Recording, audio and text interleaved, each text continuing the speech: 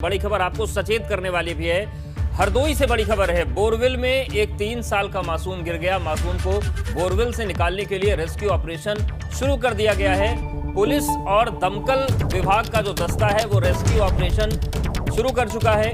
हरपालपुर के सतौथा गांव का ये पूरा मामला है। मासूम के बोरवेल में गिरने का ये पूरा मामला है और अब ये अपडेट आ रहा है कि ऑपरेशन पूरा हो गया है और अस्पताल पहुंचने पर मासूम की मौत हो गई। बोरवेल में गिरे मासूम को रेस्क्यू करके निकाल लिया गया है, लेकिन जान उसकी नहीं बचाई जा सकी। और रंजीत हमारे साथ जुड़ गए हैं। रंजीत, लगभग कितनी देर तक ये ऑपरेशन चला और क्या जब बच्चा निकला तो पूरी तरीके से मरणासन था?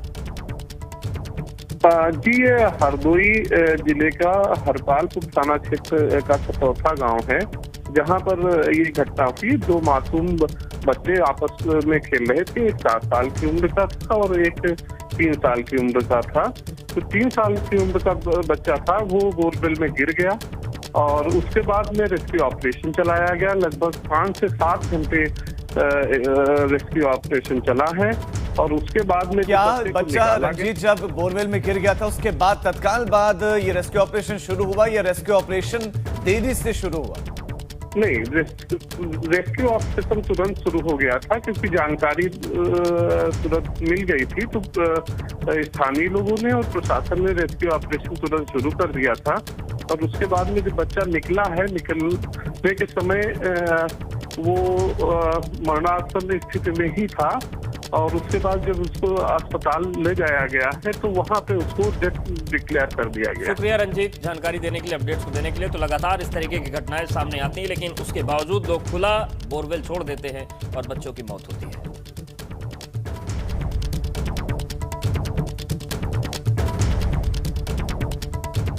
और शाहजहांपुर में ऑक्सीजन सिलेंडर की किल्लत से लोगों को राहत मिलती नजर नहीं आई। यहाँ पर नोडल अधिकारी और सिटी मजिस्ट्रेट के कलेक्ट्रेट स्थित कार्यालय परिसर में लोगों की भीड़ लगी है और ये भीड़ अपने मरीज के लिए ऑक्सीजन सिलेंडर लेने आने वालों की है। लेकिन यहाँ तो सिटी मजिस्ट्रेट पंचायत चुनावों में ड्यूटी कर रहे हैं, इसलिए कार्यालय पर मौजूद है नहीं। जिसके बाद यहाँ पर आए लोगों ने जिला प्रशासन के सिस्टम पर सवाल खड़े किए। सिलेंडर चाहिए था, सिलेंडर की अवेलेबिलिटी नहीं हो रही है, साहब है नहीं। साहब का अभी रामलीला ग्राउंड में इलेक्शन ड्यूटी लगी है, वहाँ पे देखने गया था, वहाँ पे भी नहीं है। 1 घंटा वहाँ खड़ा रहा मैं। यहाँ पे 150-200 एप्लीकेशन रखी हैं, किसी को कोई जवाब नहीं दिया जा रहा है। ये बोला जा रहा है साहब आएंगे, हम फोन करके आपको बुलाएंगे। तो ये स्थितियां हैं, लेकिन उसके बाद ये भी ताकीद है कि अगर किसी ने कहा कि ऑक्सीजन नहीं है तो संपत्ति जब्त होगी, तो दोहरी मुसीबत है। और मेरठ की बात करते हैं, जहां पर बीजेपी व्यापार प्रकोष्ठ के प्रदेश संयोजक विनीत अग्रवाल शारदा ने पीएम मोदी को पत्र लिखा है और पत्र में मेरठ में होने वाली ऑक्सीजन की किल्लत का जिक्र किया गया है। पत्र में कहा गया है कि ऑक्सीजन के साथ साथ यहां पर बेड और वेंटिलेटर की भी कमी है। तो देखिए, एक चिट्ठी और आ गई। कल 3 चिट्ठियां हमने आपको दिखाई थी। लखनऊ के सांसद ने चिट्ठी लिखी थी सीएम को, मेरठ के सांसद ने चिट्ठी लिखी थी, दर्जा प्राप्त मंत्री ने लिखी थी और एक और चिट्ठी आ गई। बात करते हैं और कि यहाँ पर एक ऐसी तस्वीर सामने आई है जो आपको और हमें सोचने पर मजबूर कर देगी। जी हाँ, ये वो तस्वीर है। यहाँ पर एक लोडर में डेड बॉडी ले जाने को परिजन मजबूर हो गए और तो और यहाँ शमशान घाटों में लाशें लगातार आ रही हैं। ये सिलसिला जो शुरू हुआ है ये थम नहीं रहा है।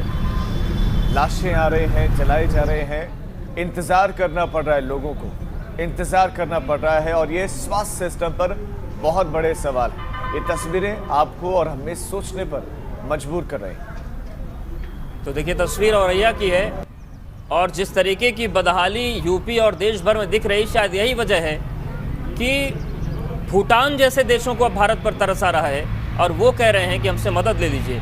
तो ये तस्वीरें केवल इंसानी जिंदगी की दुश्मन नहीं है, भारत की छवि की भी जो स्थिति बना रही हैं उससे हिंदुस्तान सिर उठाने लायक बचेगा नहीं। और बड़ी खबर मऊ से 1 लाख का इनामी बदमाश ढेर किया गया है। मुठभेड़ में मारा गया बदमाश लालू यादव। लालू पर 82 मुकदमे दर्ज थे, उसका एक साथी फरार हो गया है। हालांकि उसे ढेर कर दिया पुलिस ने एनकाउंटर में। तो मऊ से बड़ी खबर है, 1 लाख का इनामी बदमाश ढेर किया गया है लालू यादव, जिस पर 82 मुकदमे दर्ज थे। हालांकि इस एनकाउंटर के दौरान उसका साथी जो था वो भागने में कामयाब रहा।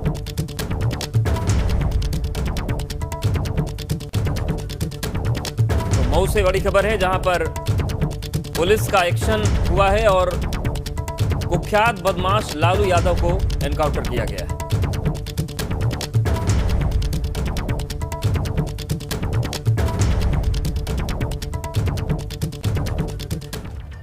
तो ये तमाम खबरें हैं और अब पूर्वांचल की खबरों पर सुपरफास्ट अंदाज में नजर डाल लेते हैं। चलिए शुरुआत करें।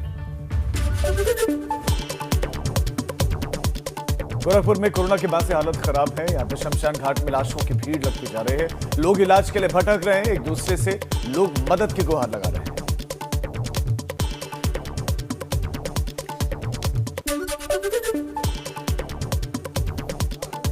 गाजीपुर में दम तोड़ते मरीजों को देखते हुए इमरजेंसी वार्ड के डॉक्टर ने साफ कह दिया है कि मरीजों को वो अपनी आंखों के सामने मरते हुए नहीं देख सकता।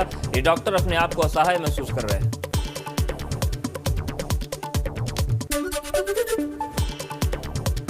भदोही में कोरोना की वजह से हालत खराब है और इसी बीच में औराई विधायक दीनानाथ भास्कर ने अपनी विधायक निधि से 35 लाख रुपए ऑक्सीजन प्लांट और ऑक्सीजन सिलेंडर लगाने के लिए दिए। जौनपुर पुलिस ने ऑक्सीजन गैस एजेंसी और मेडिकल स्टोर पर छापा मारा। इस दौरान एक सप्लायर के पास ऑक्सीजन गैस के सिलेंडर मिले। मामले में आगे की कार्रवाई जारी।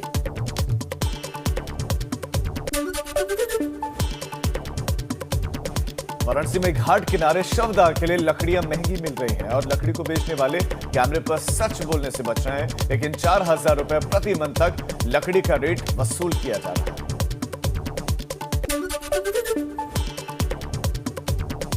कुशीनगर में कोरोना का कहर जारी। इसी बीच यहां के कर्मचारी और अधिकारी सोशल डिस्टेंसिंग की धज्जियां उड़ा रहे हैं। यहां पर अधिकारी पंचायत चुनाव की तैयारियों के दौरान ऐसा कर रहे हैं।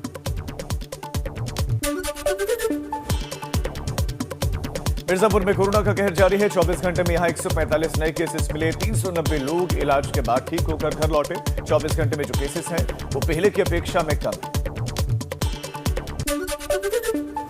देवरिया में कोरोना का कहर जारी है। 24 घंटे में कोरोना के 166 नए केस मिले। 4 मरीजों की 24 घंटे में कोरोना से मौत हुई। यहां पर कोरोना के कुल मरीजों की संख्या 10,857 हो गई है। महाराजगंज में खेत में एक शख्स का शव बरामद हुआ और शव को जैसे ही ग्रामीणों ने देखा, इसकी सूचना पुलिस को दी गई। फिलहाल पुलिस ने शवों को पोस्टमार्टम के लिए भेज दिया है। आजमगढ़ में पुलिस ने 2 गांजा तस्करों को गिरफ्तार किया है। तस्करों के पास से पुलिस ने 2.25 किलो अवैध गांजा बरामद किया। अब तस्करों से पूछताछ की जा रही है। सिद्धार्थनगर में पुलिस के खिलाफ ग्रामीण सड़क पर उतर आए और सड़क जाम करके पुलिस के खिलाफ नारेबाजी करने लगे। सड़क जाम की जानकारी मिलते ही मौके पर अपर पुलिस अधीक्षक और अपर जिलाधिकारी भी पहुंचे। बस्ती में तेज रफ्तार का कहर देखने को मिला। 2 अलग अलग सड़क हादसों में 4 लोगों की मौत हो गई, वहीं 6 लोग गंभीर रूप से घायल हो गए। स्थानीय लोगों की मदद से पुलिस ने घायलों को अस्पताल भिजवाया। तो पूर्वांचल की खबरें सुपरफास्ट अंदाज में आपने देखी। अब खबरों में आगे बढ़ते हैं और अब खबर कोविड काल में अस्पताल, बेड, ऑक्सीजन की कमी से लोगों की जान जा रही है। लेकिन इस बीच में कानपुर के हैलेट हॉस्पिटल से एक दर्दनाक तस्वीर सामने आई है। दरअसल कानपुर के जूही इलाके में एक लड़का अपने पिता को इलाज के लिए हैलेट हॉस्पिटल लाया था, लेकिन परिजनों का आरोप है कि हैलेट इमरजेंसी में मौजूद डॉक्टर्स ने बिना जांच किए ही उनके पिता जितेंद्र सिंह को मृत घोषित कर दिया, जबकि मरीज जितेंद्र सिंह की धड़कन चल रही थी। डॉक्टर्स की लापरवाही के चलते परिजनों का आरोप है कि कुछ देर के बाद जितेंद्र सिंह ने हैलेट इमरजेंसी के सामने ही दम तोड़ा, जिसके बाद परिजन रोते बिलखते शव को अपने साथ घर ले गए। तो ये आरोप है, परिवार वालों के आरोप है। आरोप बेहद गंभीर है कि डॉक्टर्स ने इतनी जल्दबाजी दिखाई कि एक जिंदा व्यक्ति को मृत घोषित कर दिया। ये परिवार वालों का आरोप है कि धड़कनें चल रही थी, लेकिन डॉक्टरों ने कहा कि अब जिंदा नहीं है। परिजन अस्पताल के बाहर लाए, डॉक्टरों ने बाहर भेज दिया, तो ऐसे में बाहर अस्पताल के बाहर ही उस जिंदा शख्स ने, जिसकी धड़कनें चल रही थी, आरोप है परिवार का कि उसने दम तोड़ दिया। शायद डॉक्टर इलाज करते तो धड़कनें कुछ देर और चलती, शायद वो व्यक्ति स्वस्थ हो जाता, लेकिन डॉक्टर्स ने उसे मृत घोषित कर दिया।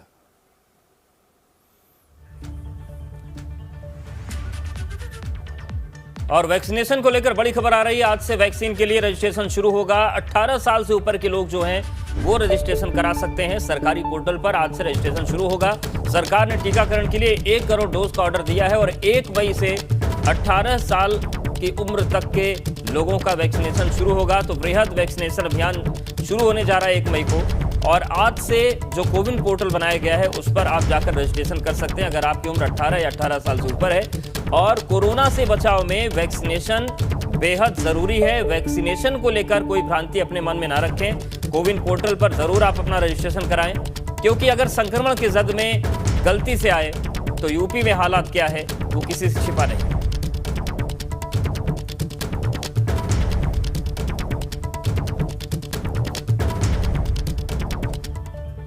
यूपी में वैक्सीनेशन का बड़ा अभियान क्यों चलाना पड़ रहा है? क्योंकि यूपी में कोरोना के आंकड़ों में मामूली कमी आई। 24 घंटे में कोरोना के 32,993 नए केसेस हैं, जो कि बीते दिन के जो आंकड़े थे उसके मुकाबले बस 500 कम है। वहीं 30,398 कोविड पेशेंट्स कोरोना को मात देकर ठीक भी हुए हैं, जबकि 24 घंटे में 265 लोगों की मौत हो गई। प्रदेश में 3,06,458 केसेस हैं। ये जानकारी अपर मुख्य स्वास्थ्य सचिव अमित मोहन प्रकाश ने दी, और इसके अलावा सूचना विभाग के अपर मुख्य सचिव नवनीत सहगल ने बताया कि यूपी में संक्रमण से ठीक होने वाले मरीजों की संख्या बढ़ती जा रही है, लेकिन जो अस्पतालों में है, क्या अधिकारी इस बात को कह सकते हैं दिल पर हाथ रख करके उनको बेड्स मिल रहे हैं, उनको ऑक्सीजन मिल रहा है, क्या उनको दूसरी सुविधाएं मिल रही हैं, क्या उनको सांसें मिल रही हैं? उत्तर प्रदेश के अस्पतालों में नहीं कह सकते। और यहाँ पर एक पेच और भी है कि जो आंकड़े घट रहे हैं, हालात ये है कि रिपोर्ट 4 से 5 दिन बाद आ रही है और बहुत सारे लोगों का टेस्ट भी नहीं हो पा रहा है। तो कहीं ये वजह तो नहीं कि रिपोर्ट लेट आ रही है, लोगों का टेस्ट नहीं हो पा रहा है, इस वजह से आंकड़े घट रहे हैं?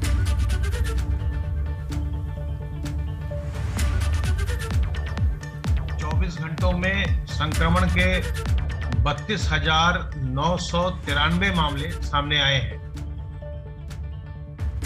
ये पिछले दिन की तुलना में लगभग 500 कम है। इसी अवधि में उपचारित होकर डिस्चार्ज होने वालों की संख्या 30,398 है, और एक्टिव केस की संख्या इस समय 3,06,458 है।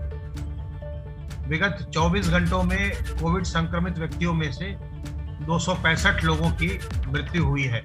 पूर्व में ये घोषणा की जा चुकी है कि हर मरीज को अस्पताल में भेजा जाएगा।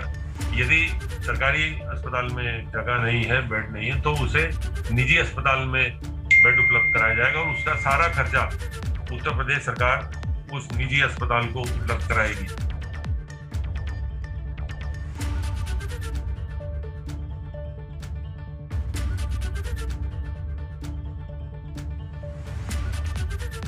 किस तरीके की तैयारियां हैं और व्यवस्थाओं को कैसे दुरुस्त किया जा रहा है, क्योंकि बीते दिनों यहां तक स्थिति आई थी कि बहुत सारे वैक्सीनेशन सेंटर बंद करने पड़े थे, वैक्सीन ही नहीं थी। देखिए, अगर उत्तर प्रदेश की बात करें तो पिछले 3 दिन के जो आंकड़े हैं वो लगातार घट रहे हैं। पहले 35,000, फिर 35,000, फिर 32,000 मामले सामने आए, और अब चूंकि 1 तारीख से वैक्सीनेशन का काम होना है, 18 साल से ऊपर के जो लोग हैं उनको वैक्सीन लगाई जानी है। इसके लिए पूरे प्रदेश में 8,000 सेंटर बनाए जाएंगे और वहीं पर ये टीकाकरण किया जाएगा। सरकार ने तैयारी तो अपनी तरफ से कर रखी है। जो केंद्र सरकार जिसको वैक्सीन का कोटा मिलना है वो तो मिलना ही है। इसके अलावा खुद यूपी सरकार ने 1 करोड़ के डोज का ऑर्डर दिया है, 50 लाख जिसमें कोवैक्सीन है, 50 लाख कोविशील्ड है। अब वो शिपमेंट कब तक आएगा ये भी एक महत्वपूर्ण सवाल है, क्योंकि उसके आने के बाद ही ये वैक्सीनेशन के प्रोसेस बहुत तेज हो पाएगा, और आज से पोर्टल पर रजिस्ट्रेशन भी शुरू हो जाएगा। लेकिन सरकार की तैयारी यही है कि ज्यादा से ज्यादा वैक्सीनेशन सेंटर बनाए जाए और ज्यादा से ज्यादा जो युवा हैं उनका वैक्सीनेशन किया जाए। जी अनुभव, बहुत शुक्रिया आपका इस तमाम जानकारी के लिए। तो 18 साल से ऊपर के 45 साल तक के सभी लोगों को वैक्सीन लगेगी। आप भी रजिस्ट्रेशन करवाएं, आज से रजिस्ट्रेशन शुरू हो जाएगा। रजिस्ट्रेशन करवाएं और 1 तारीख से कोशिश करें कि जल्द से जल्द आप वैक्सीन ले लें। तो 8,000 सेंटर्स बनाए जाएंगे और अभी ये दावा किया जा रहा है कि व्यवस्थाएं होंगी। कोरोना के बढ़ते केस और ऑक्सीजन की कमी को ध्यान में रखते हुए मुख्यमंत्री योगी आदित्यनाथ ने अहम निर्देश दिए हैं। कोरोना के कहर के बीच सीएम ने शासन के उच्च अधिकारियों के साथ बैठक की। इसमें सीएम ने कहा कि प्रदेश में ऑक्सीजन प्लांट की स्थापना के लिए निजी क्षेत्र से 54 प्रस्ताव मिले हैं, जिसके बाद निर्देश दिया गया है कि इन प्रस्तावों का परीक्षण करते हुए सभी जरूरी सहयोग दिया जाए। व्यापक जनहित में निजी क्षेत्र का यह प्रस्ताव स्वागत योग्य है। मुख्यमंत्री ने कहा कि ऑक्सीजन प्लांट की स्थापना की कवायद तेज की जाए और हर मेडिकल कॉलेज में एक लिक्विड ऑक्सीजन प्लांट और एक एयर सेपरेटर प्लांट स्थापित किया जाए। सीएम ने बताया कि प्रदेश के अलग अलग मेडिकल संस्थानों में 32 ऑक्सीजन प्लांट पहले से हैं, 39 और अस्पतालों में ऑक्सीजन प्लांट लगाए जा रहे हैं और इसके अलावा पीएम केयर्स फंड के तहत भारत सरकार की तरफ से स्थापित कराए जाने वाले ऑक्सीजन प्लांट के बारे में प्रदेश सरकार की ओर से 61 प्रस्ताव भेजे गए हैं, जिनमें 39 ऑक्सीजन प्लांट लगाने के ऑर्डर आज भेज दिए गए हैं। तो ऑक्सीजन की कमी को दूर करने के लिए लगातार कवायदें चल रही हैं।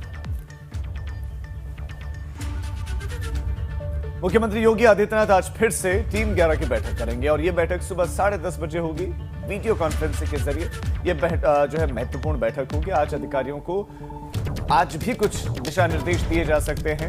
ये रूटीन बैठक है टीम 11 की, जो हर दिन मुख्यमंत्री करते हैं। आज भी अधिकारी जुड़ेंगे। आज क्या नए दिशा निर्देश मिलते हैं, ये देखने वाली बात होगी। और बैठकें चूंकि रोजाना हो रहे हैं, लेकिन व्यवस्था बदल कितनी पा रहे हैं, ये धरातल अभी तक व्यवस्था बदली भी तो नजर नहीं आ रही है, लेकिन बैठकें रोज हो रही हैं।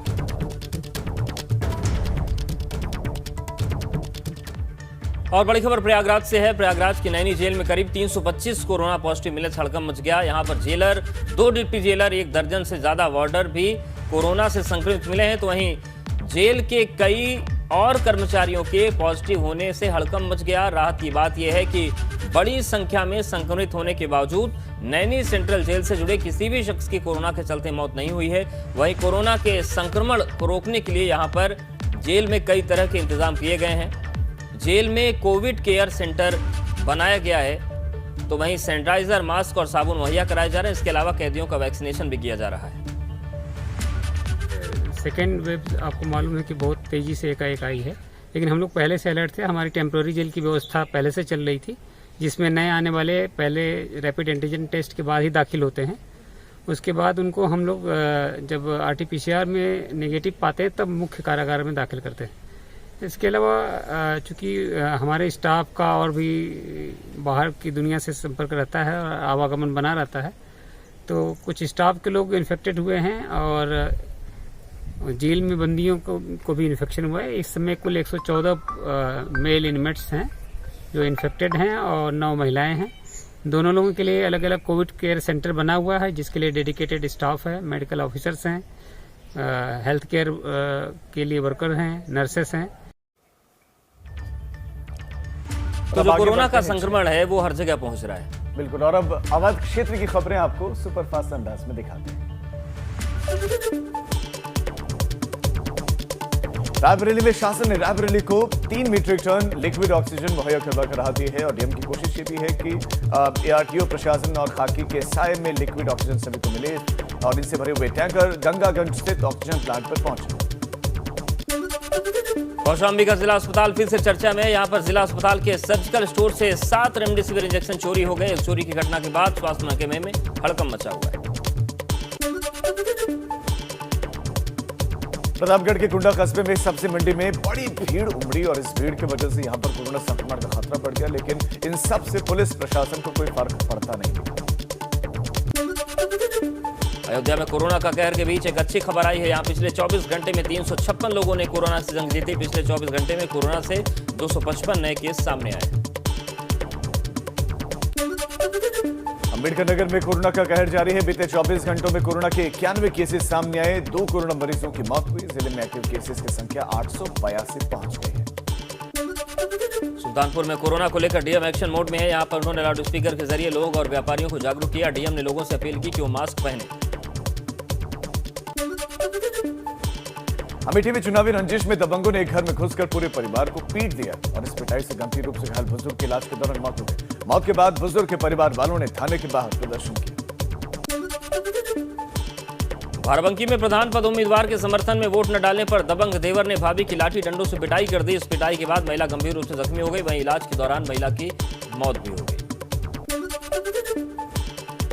सीतापुर में एक कार की तलाश में पुलिस को शराब मिली। पुलिस ने कार से शराब की 42 पेटियां बरामद की और बताया जा रहा है कि शराब का इस्तेमाल चुनाव में होने वाला था। फिलहाल पुलिस मामले में जांच कर रही है। लखीमपुर खीरी में ट्रक ने साइकिल सवार पति पत्नी को रौंद डाला। इस हादसे में दोनों की मौके पर ही मौत हो गई। बताया जा रहा है कि ये लोग अपनी बेटी की शादी का कार्ड शाहजहांपुर देने जा रहे थे। इस दौरान ये हादसा हो गया। फतेहपुर में पंचायत चुनाव के लिए नियुक्त प्रेक्षक की गाड़ी हादसे का शिकार हो गई और ये गाड़ी एक ट्रक से जा टकराए और उसके बाद गाड़ी में आग लग गई। किसी तरह से आग पर काबू पा गया। प्रयागराज में चैत्र पूर्णिमा को मनाई जाने वाली हनुमान जयंती आस्थापूर्वक मनाई गई। इस मौके पर हनुमान मंदिर में विशेष श्रृंगार और पूजा अर्चना की गई। बड़े हनुमान मंदिर में विशेष साज सज्जा हुई।